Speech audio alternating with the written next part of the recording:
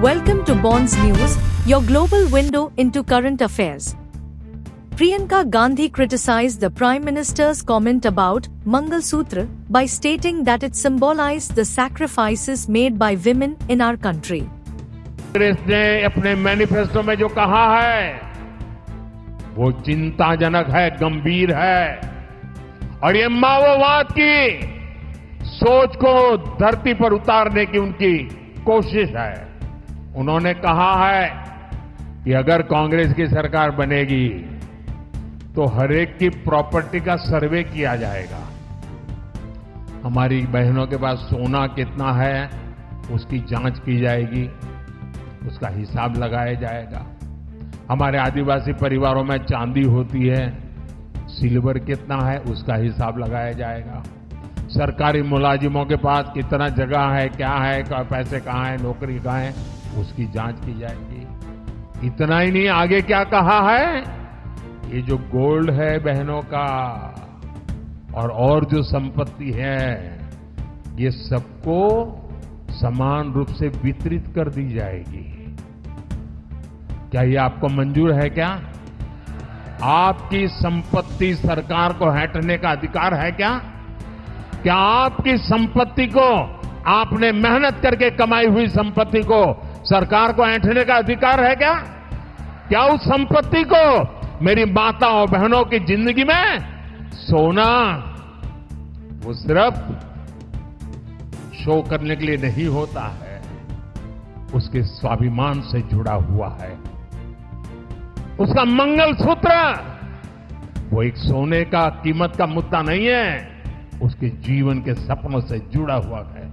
तुम उसे छीनने की बात कर रहे हो अपने मैनिफेस्टो में। गोल्ड ले लेंगे, सबको वितरित कर देंगे। और पहले जब उनकी सरकार थी उन्होंने कहा था कि देश की संपत्ति पर पहला अधिकार मुसलमानों का है। इसका मतलब ये संपत्ति इकट्ठी करके किसको बांटेंगे? जिनके ज्यादा बच्चे हैं उनको बांटेंगे। घुसपैठियों को बांटेंगे। बहकी बहकी बातें। पिछले 2 दिनों में अब ये शुरू हुआ है कि कांग्रेस पार्टी चाहती है कि आपके मंगलसूत्र और आपका सोना आपसे छीन ले। 70 सालों से ये देश स्वतंत्र है। 55 सालों के लिए कांग्रेस की सरकार रही है। किसी ने आपसे सोना छीना, आपके मंगलसूत्र छीने? इंदिरा गांधी ने अपना सोना, जब जंग हुई थी, अपना सोना देश को दिया।